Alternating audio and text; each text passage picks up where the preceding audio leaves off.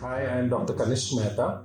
I am a consultant ENT, ear, nose, and throat surgeon with GBH American Hospital, and I also take care of head and neck cancers at GBH American Hospital, Bhatji Ki Badi, Udaipur. Basically, I have done my master's in ENT from Ahmedabad, and also after that, I did my super specialization in head and neck cancers.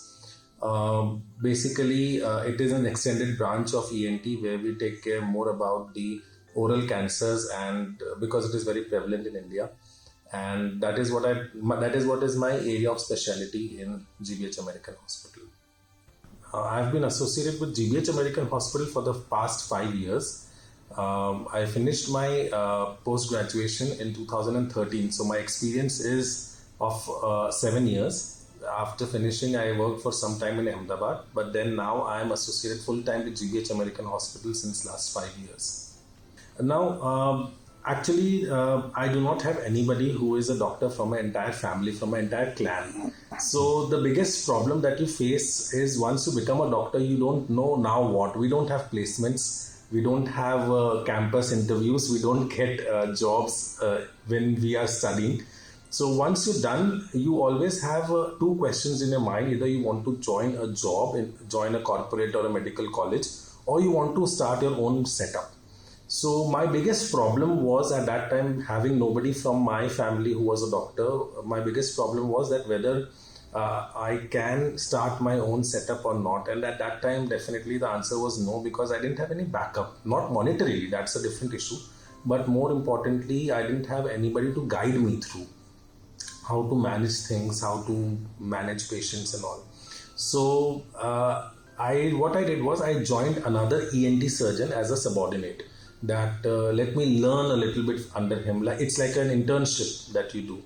Uh, Try and see how things work, how the market is, and I was at that time in Ahmedabad. So Ahmedabad is a huge market. You have about 100 doctors who are of one field, and there's cutthroat competition because it is not just draining Ahmedabad, it's draining the nearby states. So when I joined him, I realized that the market is really bad because people are working with a very less margin. So what the impression of a doctor from outside is that when we charge X amount of money for a particular surgery, we are earning a lot. It's actually not like that. We have a lot of things that go into making that package. We have a lot of staff who has to be paid, a lot of medicines that have to be paid for, a lot of other people who we have to pay as referrals because they're sending us patients. So I realized that the market is bad and I definitely cannot do my own work. So that was my first and biggest hardship that I had, that how will I start my own setup and what to do once I come into the market. So the 10 years of medical study is the easy part because then you don't have to worry about the market. The hard part starts after you finish your post graduation. So now that's one. Luckily, during this whole period of my struggle, I got a call from GBH American Hospital, and I came over here. I liked the city, I liked the hospital, and it was also paying me well. So I decided to settle down over here, and I have no regrets about it. The second struggle begins because I am quite fresh. It's just a 6 years, 7 years of experience. The second problem that you face is that you are dealing with someone's life. So off and on, you get patients who are critically ill, who one decision of yours will either save them or not save them. So when you have when you have a team working, you have 3 4 people in a department, things become easy. You have someone to ask. But in GBH American Hospital, I am the only consultant ENT and head and neck cancer surgeon.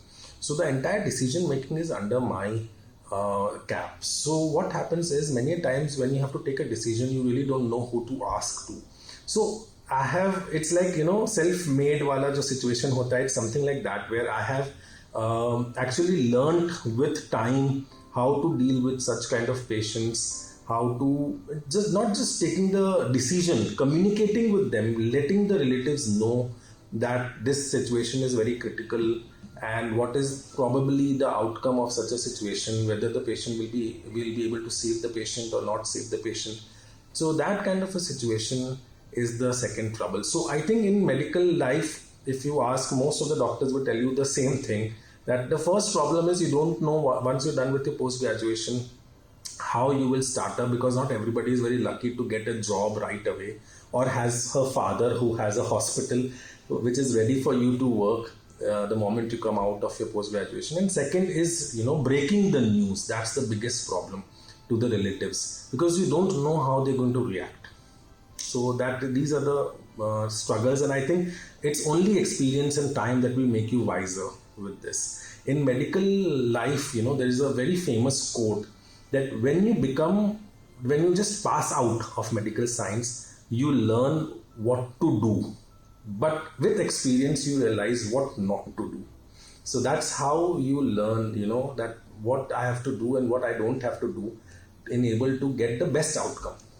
So during this journey, there have been a few people who have really guided me through. There have been my HOD, my head of department, when I was doing my post graduation, Dr. Girish Mishra. He is right now in Anand, that is close to Ahmedabad in Gujarat, and he has always taught me to be jack of all trades. Because ENT is a very vast subject. You're dealing with you're dealing with three major sense organs: ear, nose, and throat, and there's a lot beyond what you see on the surface. So there's plastic surgery, there's cancer surgery, there's trauma surgery. So apart from the routine tonsil and all what we do, so he has taught me to be jack of all trades and how to keep cool. But there has been also another person who has been a great influence on my life. He is not a doctor. He was my friend when I was doing my post graduation. He's a lawyer actually, but he always told me in this journey, while he was doing his graduation and I was doing mine, that so he always told me that do something to do it. Don't do it because others are telling you to do it, or others think that should be done. Because in our medical life, we are not dealing with a situation. It's not like a problem that you have with a software where 1 plus 1 will become 2. Here, there are a lot of permutations and combinations. There are a lot of expectations of the relatives, of the peers, and of the hospital that you're working with. Because at the end of the day, you all need to have a win-win situation. So I think a lot of doctors, sometimes when we hear some bad stories about doctors, that somebody looted or cheated or did something wrong, I think it's most of the times not his decision. He is always under a pressure by someone. That's why he ends up doing it. So I feel that quote has always stayed with me, that you do it to do it. You don't do it because someone expects you to do it. So I think that is very important. So if someone from your peers or your family wants to become a doctor, or so there are 2-3 things you need to understand. My advice for you would be that first of all, get hang of or hold of someone who is in this field, if you don't have anybody in your family, because it's a long journey. It takes around 10 to 12 years to be where you want to be, and after that the actual struggle starts, because then you will be in the market and competing with hundreds of your own likes in the market. So first important thing is that you get hold of someone. Let it be, if you have your father or your mother, your relative who is a doctor, then good. If you don't have someone, catch hold of someone. And second is, it takes time. You need to understand, medical profession is not an overnight success. Every case will teach you something. Every day you will learn something new. People say that doctors keep learning the whole life, and it's actually true. Even today, after 7 years also, there are so many things that I'm learning every day. So it takes time. So the key is perseverance. So you stay grounded, you stay together, and I'm sure things will be fine over the span of time. That's my advice. So as you become a doctor, there are few national and local bodies that almost all doctors are a part of, like Indian Medical Association, your own department, like there is an Indian Association of Otolaryngologists, that is ENT surgeons. So you become part of such bodies. There's a Rajasthan body, there's a Udaipur ENT society. So you become part of such societies because they help you not just in your academic growth but also when you have a problem. So they come and stand by you and guide you legally and morally as to how you need to behave. So these are certain bodies that I'm a part of. Also, being a Jain, I am a part of Jain social group, Terapanth Forum. Um, my lot of my family members are politically involved, so some political organizations. But these are the major groups I'm a part of. So if I had this opportunity to go back in time and do something differently, I don't know if I would do something differently in the terms of my career. I'm very happy being where I am. Because as I told previously, I don't have anybody who's a doctor, and I gained the experience and learned it the hard way by doing it myself. I just wish that I go back in time and from day one I would be associated with a senior doctor so that I could get the guidance. Now today there are a lot of those of my relatives who want to get into medical science or who are in medical science. I keep on constantly guiding them. So I wish I had a guide at that time who could tell me that, this branch is good, this is not good, or this is how you go about opening a hospital or being in a corporate setup, being in a medical college. So I just wish if I could go back in time, I'd go back in time and choose a mentor right from day one rather than choosing a mentor after I come out of my post graduation. That I would do differently. So I basically belong to Jodhpur, Rajasthan. I was born over there, and my father was an engineer. I mean, he is an engineer, but not working anymore. So he always kept on shifting his places. So part of my childhood was in Baroda, Ahmedabad, Gujarat, and part of it was in Delhi. So my I have a lot of memories which come. Part of it is Gujarati memories, part of it is Punjabi memories. I have two sisters. One of them is 12 years elder to me, and she got married when I was 3 years. When I was in third standard. So I almost have no memories of her before her marriage because I was too young. And I always have this vision. Even today, I tell my parents that I wish I was born a little earlier. I could get to spend a little more time with her when she was not married, actually. So I'm very close to her.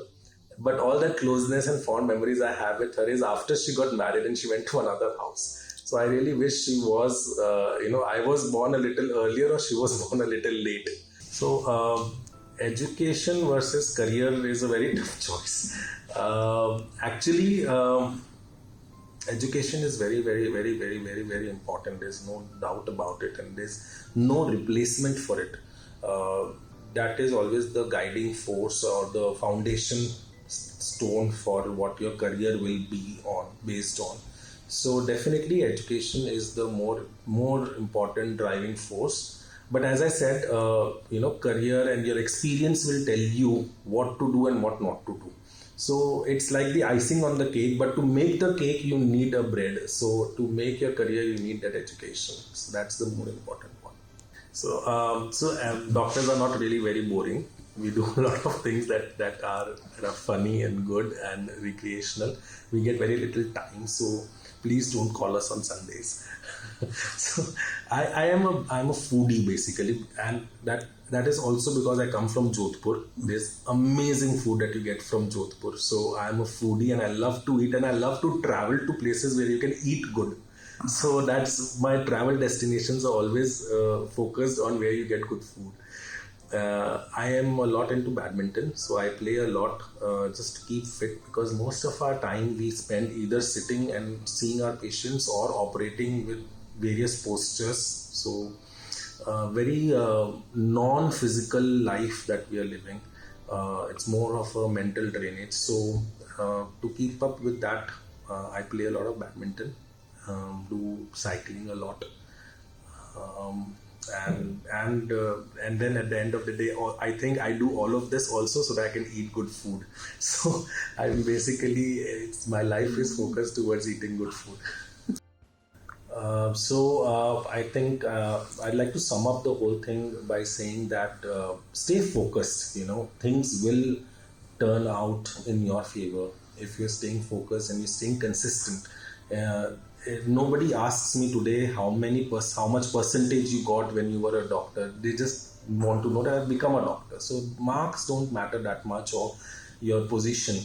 It's your consistency that matters a lot. So stay focused, and I'm always there to help you as a friend, as a doctor.